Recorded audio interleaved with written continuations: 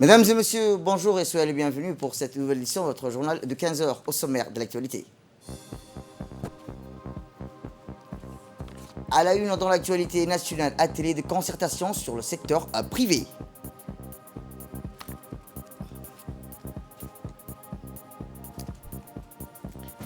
Et dans l'actualité internationale, en Ukraine, Kherson prise par l'armée russe, 1 million d'Ukrainiens ont fui le pays depuis le début de cette offensive russe. C'était les titres. Merci si vous nous rejoignez. Eh bien, manifestant la volonté de diversifier l'économie, et le gouvernement djiboutien, par le biais de son ministère de l'économie et des finances, a organisé hier matin un atelier de concertation qui porte sur le secteur privé et son rôle moteur pour une croissance plus inclusive.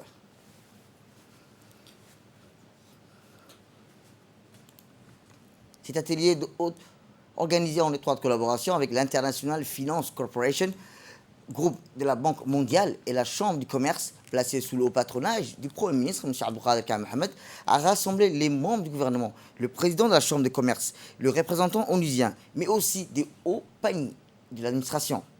Cette rencontre a fait l'objet d'une présentation sur un diagnostic du secteur privé et la nécessité de Djibouti de renforcer son environnement des affaires et d'accroître son compétitivité, notamment dans le secteur à fort potentiel.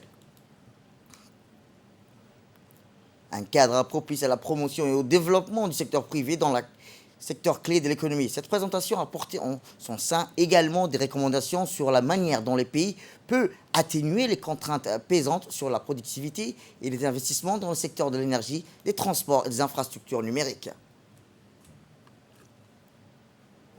La nouvelle stratégie du groupe de la Banque mondiale pour Djibouti.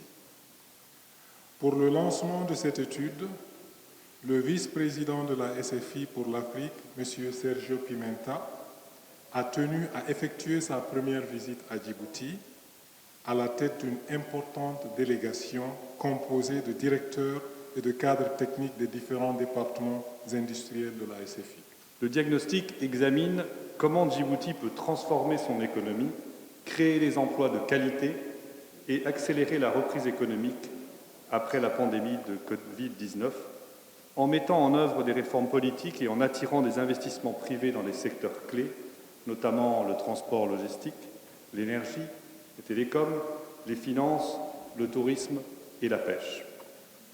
Avec sa situation géostratégique, ses infrastructures portuaires et numériques et sa population jeune et dynamique, le potentiel de croissance de Djibouti est très important. La révolution numérique, qui transforme tous les secteurs de l'économie africaine, est également une opportunité pour Djibouti de renforcer la compétitivité et l'inclusion financière, en particulier pour les femmes, les petites et moyennes entreprises, les jeunes et les entreprises du secteur informel. Eh bien, le président de la Chambre de commerce de Djibouti, M. Youssouf Msedawala, a prononcé un discours dans lequel il a expliqué que c'est après longs mois de travail qu'avec toutes les parties prenantes du secteur privé, il s'agit là de mettre en lumière son grand potentiel, puisqu'il est le principal moteur de développement économique. Après de longs mois de travail collaboratif et assidu avec toutes les parties prenantes dans le secteur privé, sous le leadership du secteur privé et de la Chambre de commerce, la Société financière internationale va présenter le diagnostic du secteur privé djiboutien. Il s'agit de faire le point aujourd'hui, de mettre en lumière son grand potentiel, les avancées des différentes initiatives menées par le gouvernement et les partenaires institutionnels pour son essor, mais aussi les contraintes, les autres problématiques auxquelles il est confronté. Il est évident que le secteur privé et les entreprises sont les principaux moteurs du développement économique dans chaque pays du monde. Alors, il est tout à fait normal qu'une attention particulière lui soit portée. Lors des travaux de cette étude de diagnostic menée par la Société financière internationale, les opérateurs économiques djiboutiens, répartis en plusieurs groupes sectoriels, ont été consultés.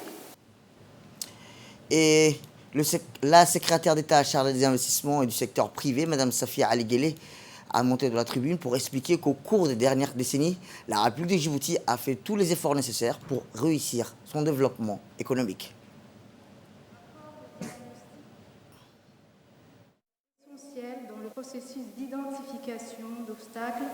à l'éclosion du secteur privé en République de Djibouti. Le rapport donne un aperçu global et exhaustif du secteur privé. Le rapport donne aussi une perception de l'évolution de la structure économique de notre pays. Le processus d'évaluation du secteur privé a été également l'occasion de mesurer le chemin parcouru. Il s'agit d'évaluer les progrès réalisés et d'examiner l'écart par rapport aux objectifs et les causes de cet écart. Au final, l'analyse du rapport diagnostic du secteur privé fait émerger les pistes de réflexion, les réformes à engager et les mesures opérationnelles à mettre en œuvre pour donner au secteur privé les capacités pour soutenir de manière durable le développement économique de Djibouti. La finalisation du rapport diagnostic doit conduire nécessairement à la mise en place d'une stratégie sectorielle des investissements et du développement du secteur privé.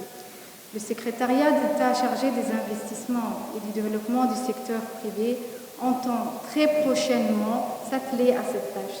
C'est l'occasion de redoubler nos efforts et d'agir en synergie pour finaliser cette étape tout aussi déterminante. Au cours des dernières décennies, la République de Djibouti a enregistré une croissance annuelle moyenne de 7% du PIB.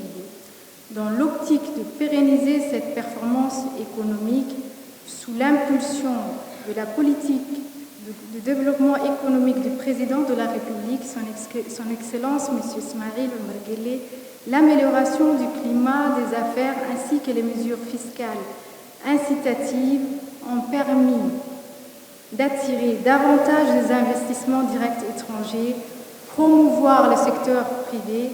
Les résultats obtenus ont été probants. Eh bien, le ministre des Finances et de l'Économie, M. Ilyas Moussa Douale, a expliqué qu'aujourd'hui, c'est entamé la construction du puzzle essentiel à la construction de notre modèle économique basé sur l'objectif du hub global pour la région.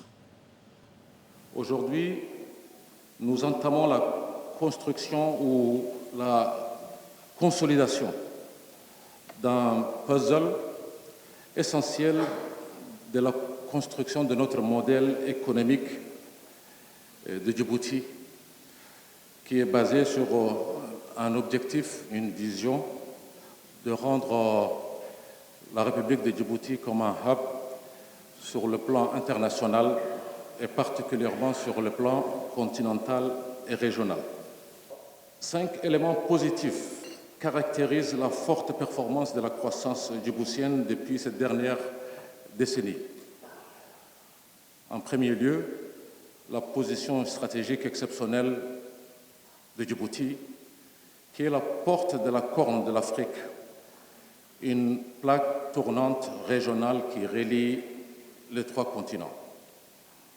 Mais également la paix et la stabilité politique. Troisièmement, l'accélération de l'investissement public, c'est-à-dire la mise en place d'un plan de financement public d'envergure entre 2015 et 2019 dans le cadre d'une stratégie dénommée croissance accélérée pour la promotion de l'emploi.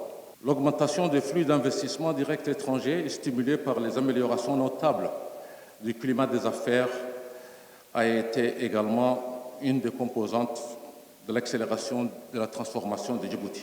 Ainsi, Djibouti a tiré près d'$1 milliard d'investissements directs étrangers au titre du Code des investissements sur la période 2015-2019. Les principaux investisseurs dans le secteur des services étant, entre autres, les pays d'Asie et du Golfe. Enfin, la dotation en infrastructures modernes en tant que site d'atterrissage, non pas 8 câbles sous-marins, fibre optique, comme il est souvent indiqué, mais de 13 câbles qui passeront à 15 câbles dans les 2 années à venir.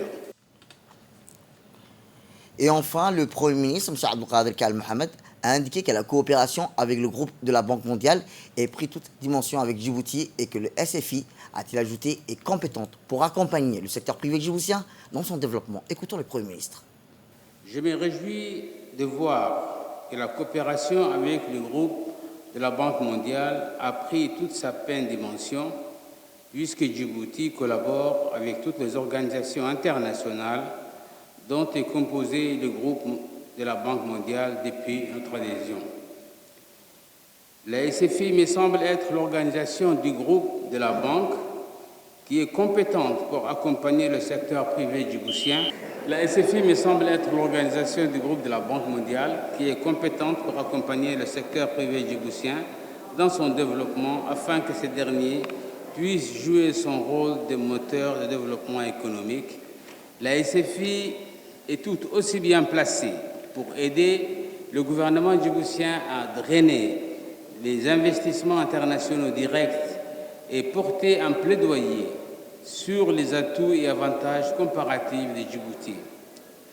La combinaison d'un secteur privé djiboutien dynamique et l'attrait d'investissements directs étrangers dans le secteur porteur qui demande des financements colossaux et des connaissances pointues est pour moi une condition essentielle pour créer plus de valeur ajoutée et d'emplois. C'est également une condition essentielle pour réussir la diversification tant recherchée de notre économie. D'ailleurs, notre positionnement géographique et notre politique de sagesse et de stabilité nous offrent d'énormes atouts stratégiques malgré un environnement régional instable.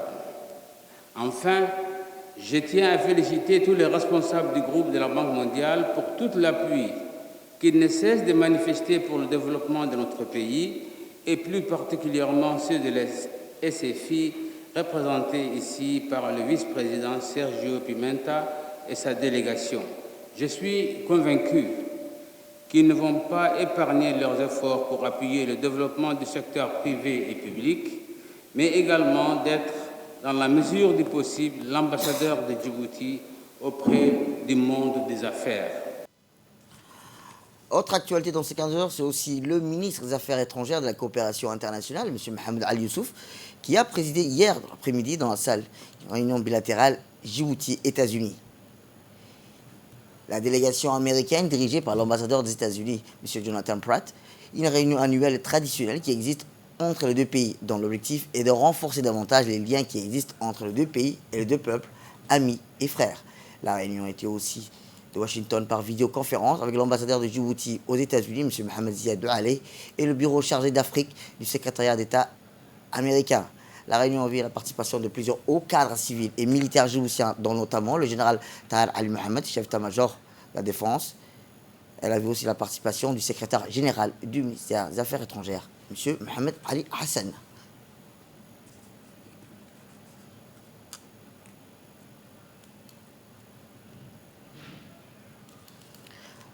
Le gouverneur de la Banque centrale de Djibouti, M. Ahmed Ousmane, a présidé hier dans l'après-midi une cérémonie de signature de convention entre la Société internationale finance, l'IFC International Finance Corporation, avec la délégation IFC conduite par son vice-président, M. Sergio Pimenta, qui s'est déplacé à Djibouti pour renforcer la capacité de la Banque centrale, qui fait fuir, réguler d'une manière fluide des transactions et de contrôler afin de mieux servir les usagers. Dans le monde entier, l'IFC investit et conseille en aidant le secteur privé à créer des emplois et à améliorer les services de base, à favoriser les petites entreprises. Ces histoires montrent comme client l'IFC dans une différence dans la vie des gens. L'IFC possède un secteur privé fort et engagé et indispensable pour mettre fin à l'extrême pauvreté et stimuler une prospérité partagée. C'est là qu'intervient l'IFC qui a plus de 60 ans d'expérience dans le déblocage de l'investissement privé et la création des marchés et d'opportunités là où ils sont les plus nécessaires. L'économie se développait et quels étaient les besoins pour le développement du secteur privé, la création de l'emploi, la création d'emplois particulièrement pour les jeunes, pour les femmes. C'est des aspects importants pour le développement de l'économie djiboutienne. Et la Société financière internationale, qui fait partie du groupe de la Banque mondiale, est là justement pour aider à ce développement-là. J'ai eu en plus l'honneur aujourd'hui de signer avec Monsieur le Gouverneur une convention qui va nous permettre de travailler ensemble avec la Banque centrale et renforcer la capacité de la Banque centrale à adresser un certain nombre de sujets. Comme Monsieur le gouverneur l'a dit, c'est la première convention, mais je suis convaincu également qu'il y en aura d'autres plus tard. Et vraiment, je suis très impressionné par le travail que la Banque centrale fait ici en termes de stabilité de l'économie et également en termes de réponse par rapport à la crise Covid qui a impacté tout le monde, y compris évidemment Djibouti. Eh bien, depuis 1956, l'EFC a investi plus de 321 milliards de dollars dans les marchés émergents et les économies en développement. Meilleur pour Djibouti et pour la Banque centrale encore. Nous sommes vraiment très heureux, très fiers de voir la Société financière internationale renforcer ses interventions à Djibouti et marquée par cette visite importante et historique pour Djibouti. Donc je remercie vraiment beaucoup, Monsieur le Vice-président, d'avoir fait le déplacement pour la première fois à Djibouti. Nous sommes vraiment très reconnaissants. Cette première visite, pour nous, s'est traduite par la signature d'une première convention bilatérale qui nous permettra de renforcer notre département de supervision. Le premier, et ce n'est pas le dernier, il se suivra par d'autres conventions d'assistance technique essentiellement, puisque ce dont le pays a besoin, c'est de renforcer ses capacités. Comme vous le savez, CEFI travaille dans le secteur privé et nous avons l'intention d'améliorer les conditions dans lesquelles opèrent les secteurs privés à Djibouti dans tous les plans.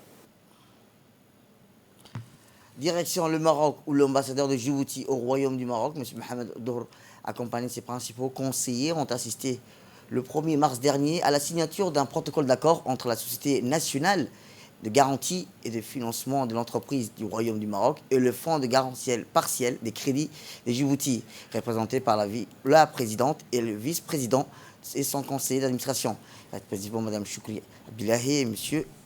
Ali Silay Abdallah. Ce protocole d'accord signé là le deux directeurs généraux, M. Hicham Zenati Sergini et M. Awad Ahmed Awad Mouti, vise à faire bénéficier de notre jeune institution d'une assistance technique. Il s'agit là en effet d'un partage d'expérience, sachant que la Société nationale de garantie et de financement d'entreprise a été créée en 1949. Cet accord de partenariat signé à ce jour-là avec le fonds de garantie turc doivent donc donner à notre fonds de garantie plus moyens techniques afin qu'elle puisse remplir pleinement ses principales missions, qui est l'accès au financement bancaire aux micro et petites et moyennes entreprises et aux jeunes entrepreneurs avec les meilleures conditions en termes de produits, de taux et de durée diffèrent. Retour à Djibouti, où dans le cadre de la promotion et de la protection des droits humains, l'Union nationale des femmes djiboutiennes, en collaboration avec l'UNICEF et l'Union européenne, ont organisé un atelier de sensibilisation pour les jeunes femmes de PK12. Cet atelier a vu la représentante de l'UNFD, les comités de gestion de ces quartiers, les jeunes les hommes et femmes de ce quartier. En effet, l'objectif de ces rencontres était de sensibiliser les comités de gestion de ces quartiers et la population sur la protection de l'enfant et leurs droits. À la fin des échanges ont eu lieu entre les représentants de l'UNFD et les participants de ces quartiers d'améliorer les droits de l'enfant. Pour sa part, la représentante de l'UNFD, Hassan Abdallah Ibrahim, a remercié les participants et a souligné que l'enfant a besoin de leurs droits.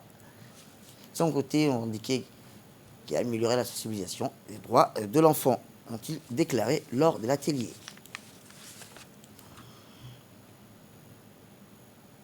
Fait divers à présent, la lutte contre toutes les formes de trafic illicite s'intensifie vers le sud du pays, où l'armée BIAS de la région d'Ali Sébié, en étroite collaboration avec la brigade de la douane d'Ali Sébié, ont intercepté le 1er mars une importante marchandise de contrebande composée de cigarettes, 26 colis de 4, ainsi des carburants contenus dans des bidons de 25 litres.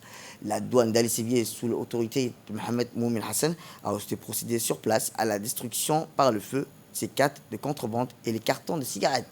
Rappelant que la contrebande nuit à l'économie de notre pays et c'est dans la complicité d'un potentiel acheteur, les trafiquants ne pourront exercer ces commerces illicites.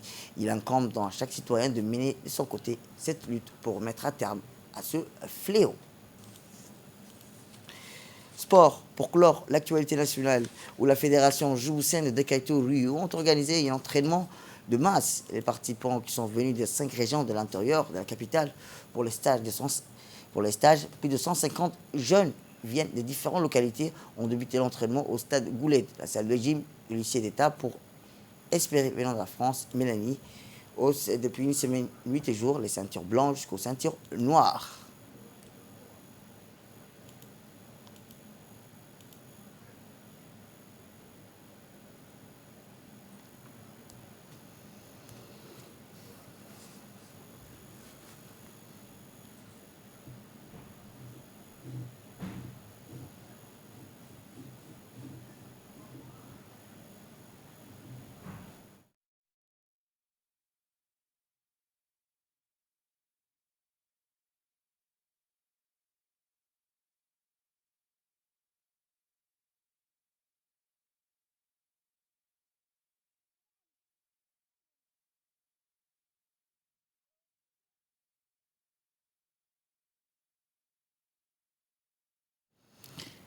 Et dans l'actualité internationale, les autorités ukrainiennes ont confirmé que l'armée russe avait pris le contrôle de la ville de Kherson, au sud, proche de la Crimée, depuis le début de l'offensive. 1 million de réfugiés ont fui le pays. Une délégation ukrainienne doit entamer aujourd'hui un nouveau round de négociations avec les Russes en Biélorussie. Dans la nuit d'hier, les responsables ukrainiens ont confirmé que la prise de l'armée russe de Kherson, dans la ville du sud de l'Ukraine. Le procureur de la Cour pénale internationale a annoncé l'ouverture immédiate d'une enquête sur la situation en Ukraine où seraient perpétrés des crimes de guerre. L'Assemblée générale de l'ONU a adopté une résolution qui exige que la Russie cesse immédiatement de recourir à la force contre l'Ukraine lors d'un vote approuvé massivement par les 141 pays. 5 s'y opposent, 35 s'abstiennent. Dans la Chine, sur les 193 membres que compte l'organisation. C'est la fin de cette édition. Merci à vous de nous avoir suivis. Restez avec nous pour la suite de nos programmes télévisés et bon week-end à vous.